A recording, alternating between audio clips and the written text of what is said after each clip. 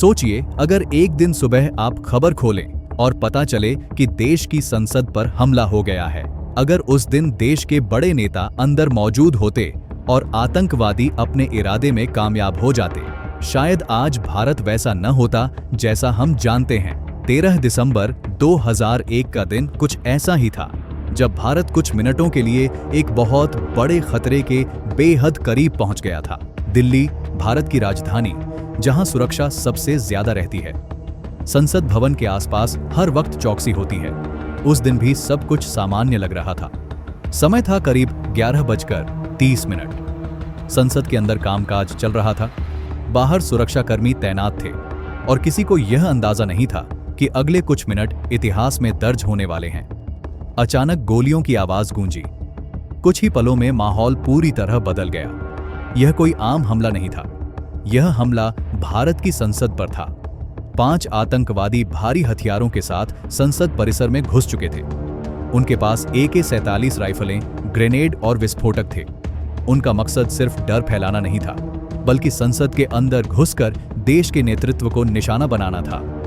अगर वे अंदर पहुंच जाते तो परिणाम की कल्पना करना भी मुश्किल है। इस हमले की कहानी शुरू होती है जम्मू कश्मीर के सोपोर इलाके से, जहां 1969 में मोहम्मद अफजल का जन्म हुआ। वह एक आम परिवार से था। पढ़ाई की, मेडिकल कॉलेज में दाखिला लिया और डॉक्टर बनने का सपना देखा।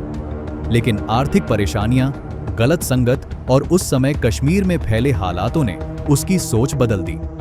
वह ऐसे लोगों के संपर्क में आया जो हिंसा को रास्ता मानते थे। इसी दौरान उसे पाकिस्तान अधिकृत कश्मीर में ट्रेनिंग दी गई, जहां उसे हथियार चलाना और हमले की योजना बनाना सिखाया गया। कुछ समय बाद अफजल ने सरेंडर किया और सामान्य जिंदगी में लौटने की कोशिश की। उसने दिल्ली में काम शुरू किया और एक नई शुरुआत करना चाहिए। लेकिन साल 2001 में उसकी जिंदगी ने फिर से गलत मोड़ ले लिया। श्रीनगर में उसकी मुलाकात ऐसे लोगों से हुई जो जैश-ए-मोहम्मद नाम के आतंकी संगठन से जुड़े थे।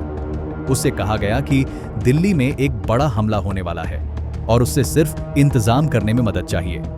नवंबर और दिसंबर 2001 के बीच 5 आतंकवादी दिल्ली पहुंचे। उन्होंने एक सफेद एम्बेसडर कार खरीदी, उस पर लाल बत्ती लगाई और सरकारी विभाग का नकली स्टिकर लगाया ताकि कोई शक न करे। संसद भवन की रेकी की गई, गेट नंबर नोट किए गए और हमला करने का दिन तय हो गया। 13 दिसंबर की सुबह करीब 11:25 पर वही सफेद एम्बेसडर कार संसद के गेट नंबर 12 से अंदर दाखिल हुई। गाड़ी की रफ्तार थोड़ी तेज थी, जिससे सुरक्षाकर्मियों को शक हुआ। तभी गाड़ी एक खड़ी कार से टकरा गई। यही वह पल था जिसने पूरे हमले की दिशा बदल दी। गाड़ी रुकते ही आतंकवादी बाहर निकले और फायरिंग शुरू कर दी। सबसे पहले खतरे को पहचाना CRPF की महिला कांस्टेबल कमलेश कुमारी ने। उन्होंने तुरंत बाकी सुरक्षाकर्मियों को अलर्ट किया। आतंकवादियों 10 ने उन्हें गोली मार दी, लेकिन उनकी चेतावनी ने संसद को बचा लिया। पूरे परिसर में सुरक्षा बल सक्रिय हो गए। संसद के अंदर मौजूद सांसदों को सुरक्षित जगहों पर पहुंचाया गया और सभी गेट बंद कर दिए गए। आतंकवादी आगे बढ़ने की कोशिश करते रहे, लेकिन दिल्ली पुलिस, CRPF और ITBP के जवान उनके सामने दीवार बनकर खड़े थे। एक आतंकवादी खुद को उड़ाने की कोशिश कर रहा था, लेकिन उससे पहले ही उसे गोली मार दी गई और वहीं विस्फोट हो गया। धीरे धीरे सभी आतंकवादियों को मार गिराया गया।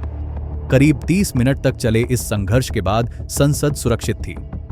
इस हमले में 9 सुरक्षाकर्मी शहीद हुए।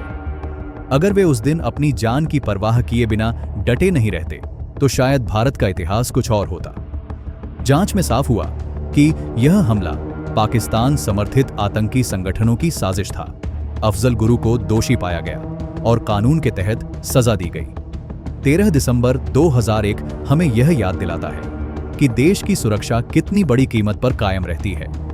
यह हमला सिर्फ संसद की इमारत पर नहीं था, बल्कि पूरे भारत पर था। और उस दिन हमारे जवानों ने यह साबित कर दिया कि भारत की तरफ बढ़ने वाला हर खतरा यहीं रुक जाएगा। अगर आपको ऐसी सच्ची और गहरी इतिहास की कहानियां पसंद हैं, तो इस वीडियो को लाइक करें और चैनल एंशिएंट इंडिया को सब्सक्राइब जरूर करें। हम ऐसे ही अनसुने और सोचने पर मजबूर कर देने वाले किस्से आपके लिए लाते रहेंगे। जय हिंद।